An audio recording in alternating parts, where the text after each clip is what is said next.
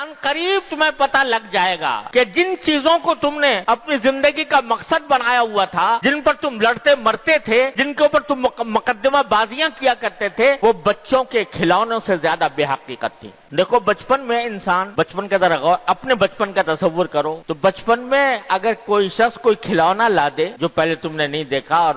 اسے کھیلنے میں مزہ آتا ہے، تو اپنی ساری زندگی کی سب سے بڑی نعمت اور دولت اس کھلونے کو سمجھ، اور وہ کھلونا اگر کوئی سا چھین کے لے جائے تو سمجھو گے کہ اس نے میرے اوپر اتنا ظلم ڈھا دیا، میری کائنات لٹ گئی۔ ہوتا ہی نہیں ہوتا ہے؟ اب بھی بچوں کو دیکھ لو، بچوں کے سامنے ہمیں اپنا بچپن یاد ہے، اگر ہم اپنے بچپن میں ہم سے کوئی کھلونا چھین کے لے جاتا تو رو رو کے بہت برا حال کر دیتے، اپنے ماں باپ کو بھی پریشان کرتے کہ یہ چھین کے لے گیا۔ اب جب اس کا تصور کرتے ہو تو کیا ہوتا ہے؟ جب اس وقت کا تصور کرتے ہو کہ بھئی میں اتنا چھوٹے سے کھلونے کی خاطر میں اتنا رویا کرتا تھا، اس کو میں نے اتنی بڑی دولت سمجھا ہوا تھا، اس کو جب سوچتے ہو سب کے منہ پر ہنسی آ رہی ہے، منہ پر مسکراہٹ آ رہی ہے کہ کیسے ہم اس وقت غافل تھے کہ اس چیز کو اپنی ساری دنیا کائنات سمجھے ہوئے تھے۔ تو جب آدمی اپنی پچھلی زندگی پر نظر ڈالتا ہے تو جن چیزوں سے دل لگایا ہوا تھا، جن چیزوں سے کو اپنی کائنات سمجھا ہوا تھا، ان کو انسان بعد میں ہنستا ہے کہ میں نے کس چیز سے دل لگایا ہوا تھا۔ ایک وقت ایسا آنے والا ہے کہ اب جن چیزوں دل لگایا ہوا ہے، یہ زمین، یہ جائیداد، یہ مکان، یہ گاڑیاں، یہ فرنیچر، یہ گھر کا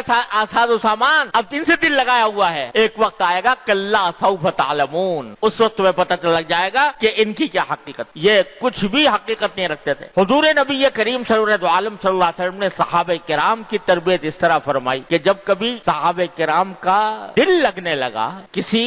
دنیا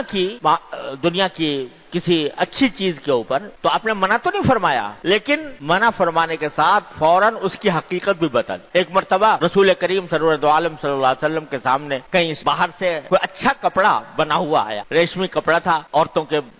پہننے کے لیے، تو صحابہ کرام کے سامنے جب وہ آیا، پہلی بار اس نے اچھا کپڑا دیکھا تھا تو سب اس کو ہاتھ لگا کر دیکھنے لگے کہ کتنا اچھا ہے، کتنا خوبصورت ہے، کتنا اچھا بنا ہوا ہے۔ تو حضور اقدس صلی اللہ علیہ وسلم دیکھتے رہے، اور جب سب لوگ دیکھ چکے اور اس سے ایک لطف لے چکے تو ایک جملہ فرما دیا کہ ٹھیک ہے تو بہت اچھا یہ کپڑا، لیکن میں تمہیں بتاؤں کہ سعد بن معاذ رضی اللہ تعالی عنہ جو غزوہ احزاب کے موقع پر شہید ہوئے تھے، ان کا ذکر فرمایا کہ سعد بن معاذ کو جنت میں ناک پہنچنے کے لیے جو رومال ملا ہے وہ اس سے 1000 درجے بہتر ہے، جو ناک پہنچنے کے لیے رومال جو ملا ہے جنت میں وہ اس سے 1000 درجے بہتر ہے۔ تو اس طرح نبی کریم صلی اللہ علیہ وسلم صحابہ کرام کی تربیت فرماتے تھے کہ دنیا کی جن چیزوں سے تم نے دل لگایا ہوا ہے، کہیں ایسا نہ ہو کہ اس میں بدمست ہو کر اور اس میں ہو کر تم غفلت کا شکار ہو جاؤ اور آخرت کی نعمتوں کو بھول جاؤ۔ تو اللہ تعالیٰ اس شکایت فرما رہے ہیں کہ ہرگز تمہیں ایسا نہیں کرنا چاہیے کہ ان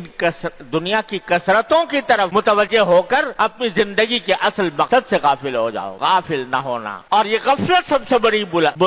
بلا ہے کہ انسان اللہ سے اور اللہ کے سامنے پیش ہونے سے، اللہ تبارک و تعالیٰ کے سامنے جواب دہ ہونے سے غافل ہو جائے۔ یہ غفلت بری بلا ہے، اس غفلت کو دور کرنے کی ضرورت ہے۔ اللہ تعالیٰ نے یہ نہیں کہا کہ کھانا مت کھاؤ، یہ نہیں کہا کہ روزی نہ کماؤ، یہ نہیں کہا کہ تجارت نہ کرو، یہ نہیں کہا کہ ملازمت نہ کرو، یہ نہیں کہا بیوی بچے نہ رکھو، یہ نہیں کہا کہ اپنے مکان میں نہ رہو، سب کام کرو، لیکن کام کرنے کے ساتھ غفلت کے ساتھ نہ کرو۔ اس کو اللہ تعالیٰ کی نعمت شمار کر کے، اللہ تعالیٰ کی نعمت سمجھ کر اس پر اللہ تعالیٰ کا شکر ادا کرو، حلال طریقے سے کام کرو، جو کام کرو حلال طریقے سے کرو، روزی کماؤ تو حلال طریقے سے کماؤ، کھانا کھاؤ تو حلال طریقے سے سنت کے مطابق کھاؤ،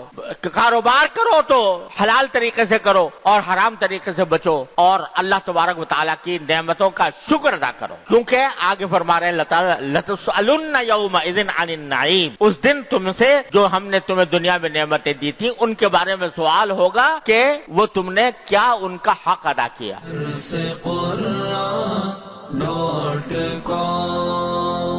www.darsequran.com